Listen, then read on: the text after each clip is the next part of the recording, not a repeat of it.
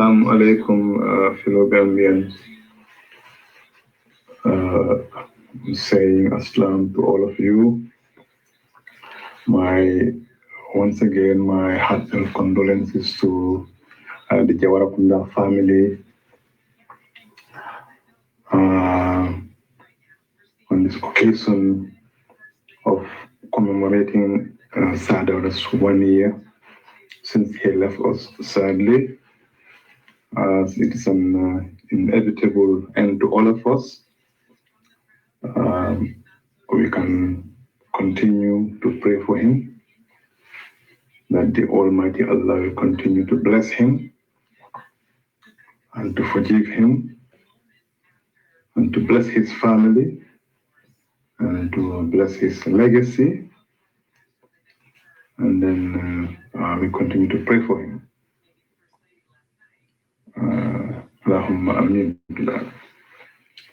He's a great man, a very humble man, a man of principles, a very flexible man, a man who prefers in building consensus, is endowed with many qualities that we all seek in a leader. One thing Sadar understands is that to him, he embodies principles of democracy, and he tries as much as possible to eschew all tendencies of populism, a populist leader. He understands democracy as the responsiveness of the government to its citizens' preferences, conceived as political equals. He never sees himself above the law. And he's always there, mindful of the fact that it's the people who put him down there. He never sit down and say, I am put here by God, even though it's obvious. But he knows it was by virtue of people mobilizing, getting up, casting their votes, that's what put him where he was.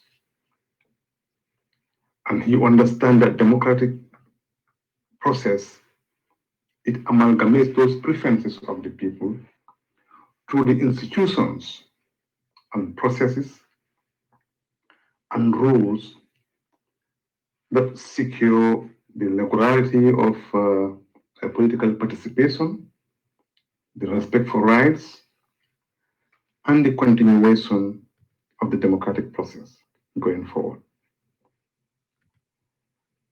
He understands and respects these processes. Whenever we travel, he will explain to you after a closed session, or there may sometimes be a heated debate with his other fellow Africans. He will explain to you their characteristics, in a very quiet way. X is like that, X is like that. Because he understands that, populists, there are certain kinds of charismatic leaders. They claim that they, rather than the institutions of the state, rather than the democratic process, reflect the true will of the real people. That's how populists believe.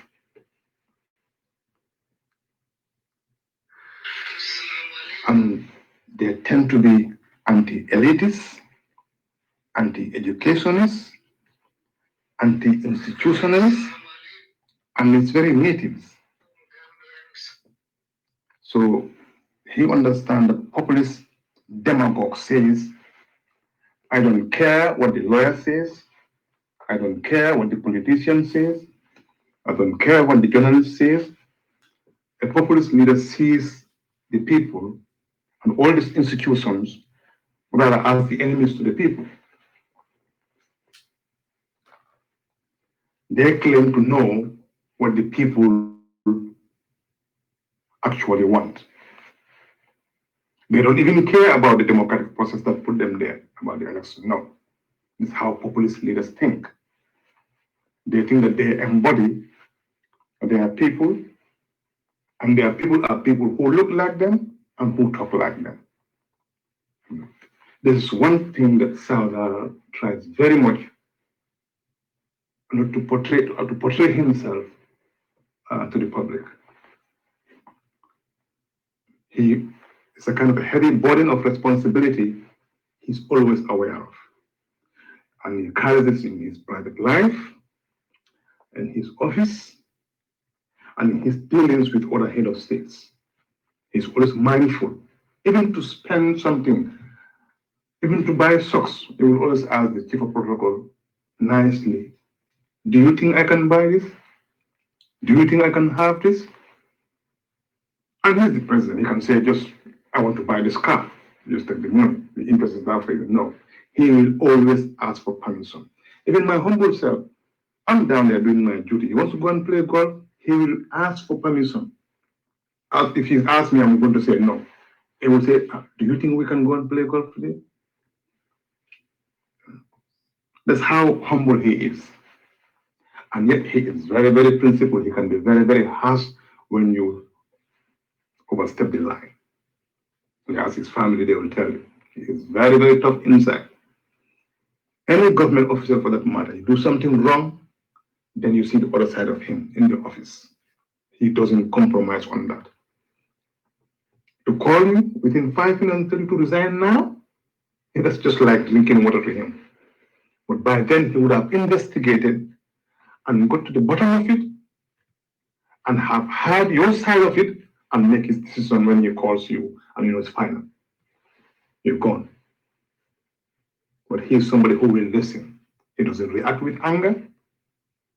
He takes his time to mull over issues and things. Once you tell him this and this has been happening, say he appreciates, he always laugh.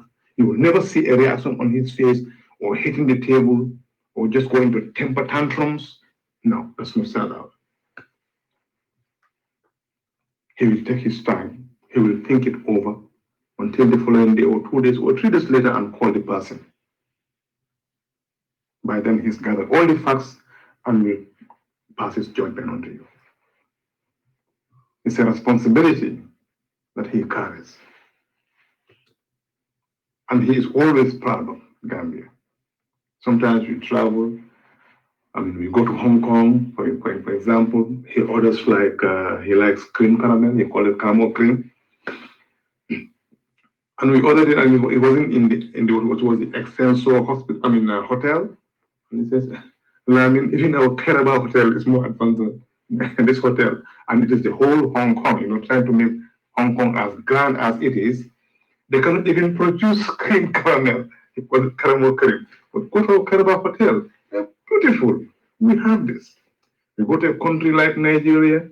He struggles with communications, and he will tell me, with all their oil and all their resources, our Gamtel is better than them. So he's constantly comparing the progress of Gambia on various things. These are just few examples. How far Gambia has come, what we had, what we have attained, consciously making comparisons to where we are and where he thinks we can get. He is a great man. We can only pray for him, that the Almighty forgive him. If I were to sit down here to extol the virtues of Sir Dawda, I'm just a kid.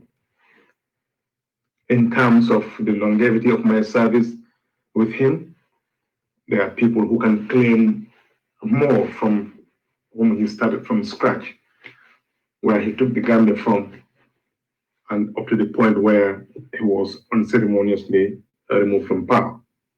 But even at that, he maintained his humility. All attempts to pour money at him to return him back to power, he just puts it aside.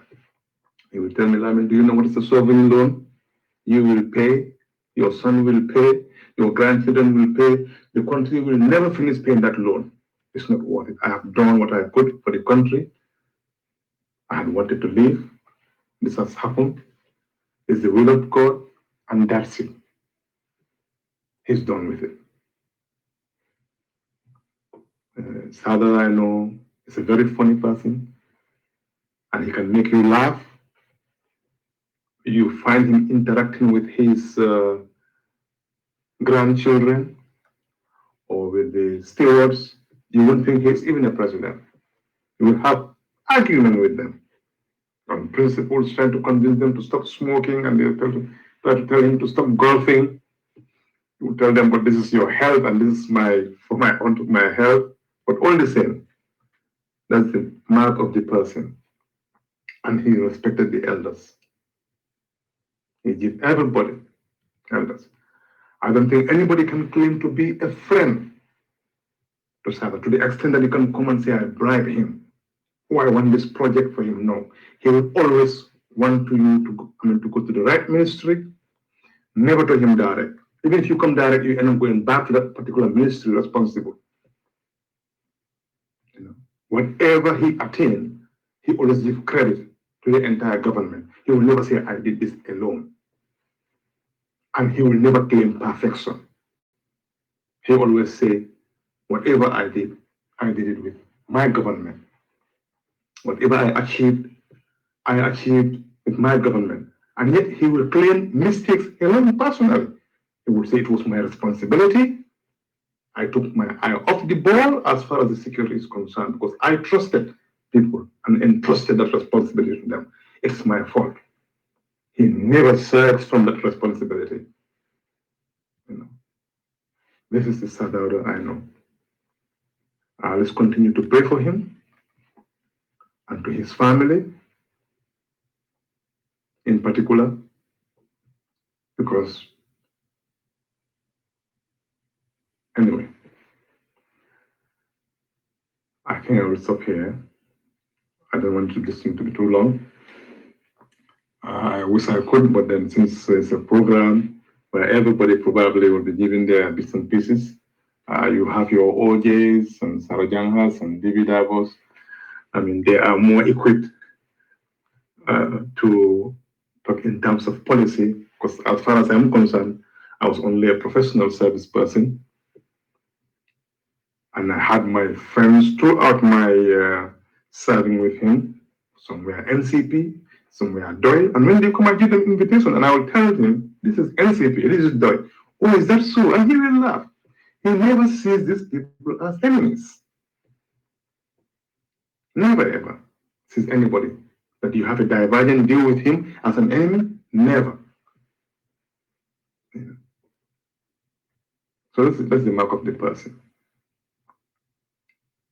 I remember the late Captain Sonko, may his soul rest in peace. When we met him in Atlanta, I called him aside. I said, Sadara, this is Captain Sonko who made the announcement of the coup. He laughed and shook hands with him. Sonko came and apologized. No need. All he said is, how are you? And we sat down, we had a chat. Somebody otherwise might have reacted violently with all abusive, but that wasn't Sadara's trademark. He sat down with him, we chatted, and took his permission off and he left. That is Dawda Kairaba Jawara. May his soul rest in perfect peace. Allahumma ameen.